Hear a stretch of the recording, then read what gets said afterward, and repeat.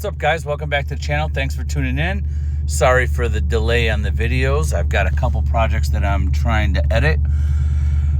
We're out here in Dolton, Illinois at Marine Services. This is my favorite marina. I know I told you guys several times. These guys are the best. They handle everything the right way all the time. We're getting ready to transport the Blessed yacht from Dolton, Illinois, up the Calsag River through the Chicago Lock. Well, not Chicago Lock, it's called the O'Brien Lock, which is in the far south suburbs. And we're going to take it all the way to Burnham Harbor. And I've got 3 guys with me. I got the boat owner, Dave. We've got his buddy, Randy, his other friend, Bob, and me. And we're going to get this boat through the Calumet River, through the locks, into the slip. So I'm out here, they're prepping boats, they're unloading boats, they're unwrapping boats. Cleaning crews are out here, fiberglass repair guys are out here. Everybody's working, getting ready, because today is the day before when the slips actually open up and the season starts for us in the Chicagoland area. So we've got a bunch of projects. We've got one in Portage, Indiana at Marine Shores. We've got one in Hammond. We've got one in Michigan City, right near the dunes. We've got a couple in Burnham. So we've got a full calendar. So I'm going to try to keep recording some videos and giving you guys some. But these are cool. These are rentals. They're the style of a car, but they're little boats you could rent. I'm not too sure who owns them, but I've seen them out here this year. And again, here's a couple guys in front of me. They're getting ready to do the detail. This is MTZ boat cleaning. These guys are awesome. They're really good guys and real efficient family company, just like our company. They work out there and they do everything we do, where we go out to the boat, we meet and greet the customer, we get an explanation of what they want done, and we do it. These guys, they set up accounts with all the boat owners. They clean the boat, they maintain the boat. Anything that the boat owner wants done, they handle it. Really good guys, and I see them a lot. They're out there from all the way from 31st all the way up to the North Shore area. So this is my guy over here. His name is Fernando, and his brother. Really good guys. So they stopped me asking me if I'm recording them. I said, I sure am. Promotion, getting you guys more business. And there's a lot of beautiful boats out here. Look at this, how wide this one is. Christine says, super wide boat. But Sea Otter, there's a couple other ones that I saw that I was really impressed with. But a lot of people don't realize how many beautiful boats we have in the Chicagoland area. It's such a short season for us, unfortunately. So I'm hoping to start getting down to Florida. So we've just officially pulled out, and we are now on our way. We're going to be, there's Randy. Me and him are the deckhands of this exit off the ramp. And you see how blessed, how nice it came out. We replaced the letter E, and we've got everything ready. We've got our poles, so when we get through the locks. And there's Dave. He's captaining this exit, and I take over for a short period of time. Then Randy takes over, and you guys just relax. They just want to relax and hang out. This thing is, it's a big boat. It's a 60-footer, and I'll tell you guys, it rides amazing. I mean, serious. It's such a comfortable yacht. There's plenty of seating. The stereos kick ass. Lighting. I mean, it's just such a comfortable craft. I mean, they did such a good job on it. And you'll see right now. So here we are. We made it to the locks. It took about 10 minutes. And the O'Brien locks, they remodeled a few years ago. I'm not too sure when they actually finished it. But, this is controlled by the government. It's a government facility. They open and close the lock. And the lock is what allows you to travel up the Calumet River at lower elevation. Going through the lock, they close the back gate and open the front gate, allowing the water to rush through, raising you up to get to the Lake Michigan level. And this is pretty much what separates. It's like a dam, but basically they're opening the lock. So it opens and closes. There's a whole crew that's in charge of this. And you'll see in my video that As we're coming through, there's a green light that tells you to enter. There's already one boat in there. We got very, very lucky. It was perfect timing when we pulled up. I mean, it worked out in our benefit. The weather was perfect. There was a little drizzle after we got past the locks, but I mean, other than that, it was awesome. And you'll see right now, we're going to pull in, and you're treading very light. So now we're coming up to the wall area. We've got our bumpers down. We've got our hooks. And basically what we're going to do is we're going to get close to one side. We don't tie down. You just use your hook where you hook up to the railing to hang on. And there it is. And we'll push off. We'll keeping our boat equal to the wall. Basically, you don't want your bumpers to really get at it. So I extended it. And as you see, he's getting right close to it. And we get really close. And you'll see got Randy in the back, and we're both just waiting to get close. We've got our thrusters on to bring us closer.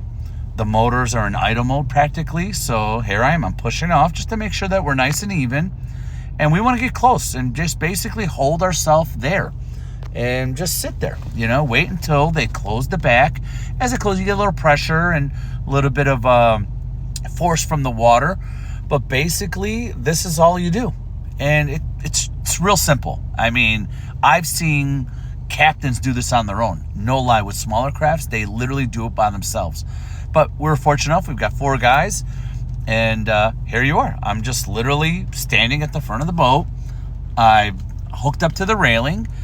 And we're just chilling. We're waiting for them to close the rear gate and then open up the front gate.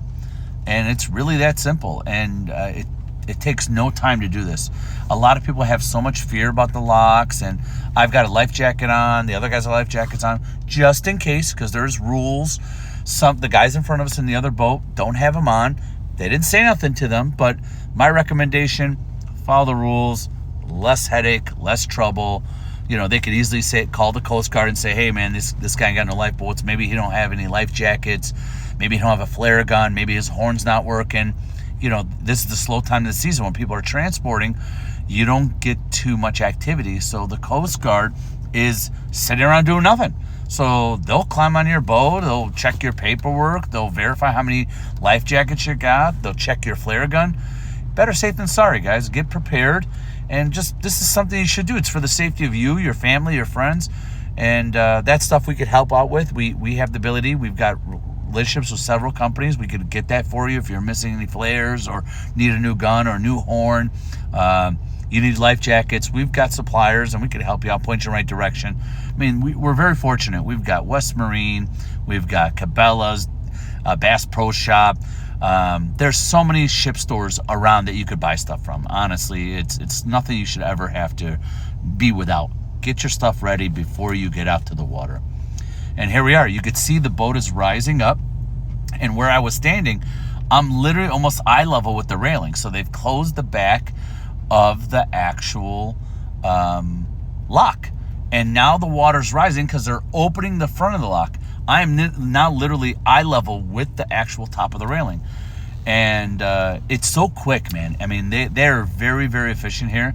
So here I am. I just grabbed it to show you guys, look how close I am. And the boat's not moving. I mean, honestly, it's not even doing anything. It's just sitting there. Here I am. I'm bumping right off just as the water's coming through to creating some waves. It wasn't many waves. It was just kind of like the force of the water gushing. You see where my buoy is? And it's not even touching the wall. I mean, it's very, very simple. And this is a 60-foot yacht. So I'm going to walk over, and you could see the back of the lock is slowly closed, and the front of the lock is opening up. And it's that cool and that simple and that fast. So I'll let you guys watch this, and you'll see how high it gets. But it's very, very smart. I gotta hand it to the Army Corps of Engineers. They did such a good job here, and everything's clean, well maintained. They've got everything taken care of, and it makes transporting the boat very easily. And here it is. Now watch this. My next part of the video, you're gonna see this. They've got the front of the lock open.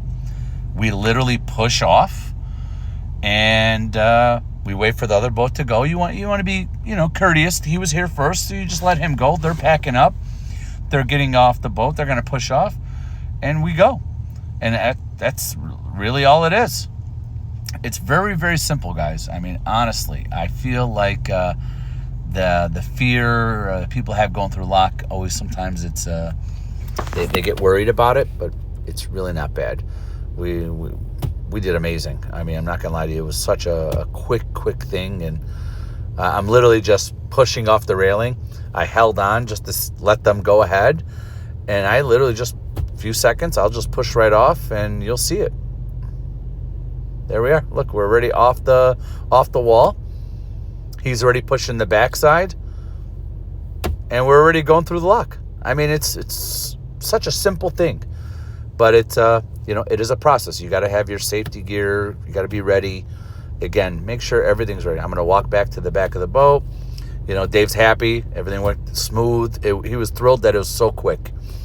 So, and there's Randy. He grabbed my pole. I get to come down, and we're cruising. We're gonna now this trip. Dave was worried because last year he broke his UHF antennas, and it was because he was going through the Cal Sag, and I think the Chicago River. The antennas, we put them all downward. You can see the stereos up there. His radar's on, and each bridge we kept on looking to see how far we were because we really wanted to know how tall does this boat sit, just for future reference. And this way when you need to actually put your antennas down. It is hard to reach those antennas. It's all the way on top of the canopy top. But once you're up there, you just lift the lever, bring them down, put it up. But it is an inconvenience. And if you're on your own, something you got to do ahead of time, because those antennas are about 8 foot tall. I'm assuming, I think about 6 to 8 foot tall.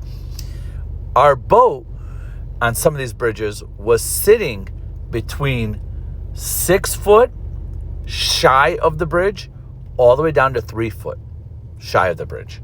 So we checked every single bridge on the way there, so we know for when we bring it back end of the season, we know we're just going to put the antennas down. We're not going to leave them up again because it will hit. And we checked the clearance of each bridge. And you see me pointing. I'm telling them back there, I think, let's keep an eye on it just to see. So he's going to verify right at the top to see how much room there is. I'm in the front to see if it, looking backwards as we get through the bridge. These are old bridges.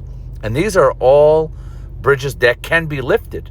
So there's people who work in these bridges that lift these bridges up once they get like sailboats, they get bigger crafts, they get barges. There's all sorts of stuff being transported down the Calumet River. People don't realize it's a busy river. So here we are, and you can see where I'm standing. We've got 6 feet. We were like, oh, really? But they would have hit the top of his antennas. So he was happy about it. He's like, oh, okay. He goes, I know there were some bridges that were that my antennas got hit on. They broke. So each bridge, I would go up front, and I would stand up front to look at the bridge. He would, kind of coast through. Just, we don't want to go too fast so we could stop if we were going to hit something. And the other guy is in the back. He's checking it out. And we're just cruising through. We're admiring some of the buildings. We're right by the Ford plant. Tons of Ford Explorers just parked everywhere. They've got them built and nowhere to go. Literally, these dealerships are maxed out right now. I don't know what it's like around the area where you guys are at, but in the Chicagoland area, these dealerships are flush. So I hope there's going to be some incentives to sell more Fords and more vehicles, because that helps our automotive side of our business. And more people who spend on newer vehicles want to do upgrades, window tint, car audio, alarms, remote starters, accessories, custom wheels. There's so many things that customers buy with their vehicle, and they're missing these things. They come to us, we do that. Our shop is in Crestwood, Illinois, so we get a high traffic volume area where we get people from the northwest suburbs, the south suburbs, Chicagoland area. So we get a good variety of customers who buy new vehicles, older vehicles, classic vehicles. But for me, the boating is where it is, my friends. I love being on the water. I've been at this now almost 15 years, and it started off me just getting a boat towed to me. Small little 17-footer, 20-footer. We did a stereo, and immediately. It was a new challenge, and the automotive thing is still there. We have that. I help out whenever they need me, but on the marine side is where I wish to be consistently, and I feel like that's really where I'm really growing really well. So check this out. We're just cruising. We're cruising, and each time we get to a bridge, I get off front, I look around, and like he's got his surfboards out, the paddle boats. Got those from my neighbor at the dock, and I would get outside. We'd look and verify each bridge. Here's a scrapyard here. We saw a place where I think they do graphite, a place where there's a salt area where they're making salt bags. But let me tell you, awesome, comfortable, relaxing ride through the Calumet River. Anybody that has a boat, you got to do it with your friends and family. There's so much to see around Chicago, and people really have this misconception. This is industrial, commercial, but it's just such a great path to go through. You could see the architecture of the bridges, the history of them, and they all look rusted, by the way. The bridges look rusted, but it's just over time. They're solid built bridges. They've been around. They open up, they lift up. I can't remember which bridge this is. This may be this is the 106th bridge, 106th Street Bridge. Now we're really close. We're about like 4 feet high. Doesn't look much in this, but we're about 4 feet away. And it gets, as we're going up through the Calumet River, we get all the way down where our boat's almost 3 feet away from the bridge. So that's where we're kind of keeping an eye out for the bridges as we're cruising through. Dave was cruising the Calumet, and then Randy takes over. Randy, he's taking over, and we're just cruising. Now this one, I think this is a 100th Street Bridge. I think it was about the same. I think it was really close. It was about 3.5 feet distance. You could see we're really close to it. So if we had those antennas up, they would have broke. They would have just snapped off. So it was nice. And here we are. We made it into the lake, and we are just throttling down. I was telling them, throttle down, throttle down. The motors were whistling. These are 2 big cat motors, diesel, and we were just coasting. I mean, we made it from Dolton, Illinois, through the locks, all the way to the harbor in an hour and 10 minutes. I mean, it was unbelievable. We were not rushing until we got into the lake where we opened it up. We saw like 2 other crafts. There was nobody out in the water. It was perfect. The water was perfect. The waves were low. It got a little chilly. It was raining, a little drizzle, but not bad. And we made it. And we literally parked the boat. Here's this new little dinghy from a Zodiac, and I took photos of it because we want to do some stuff to it. And here's all the fellas, and it was awesome. Thanks for guys for watching, and like and subscribe, and I'm hoping to get more video content for you guys, and I really appreciate it, guys. And if you guys can share this for others, let them know that we're available. ChicagoHarborAudio.com is our website. Let us know. Appreciate it.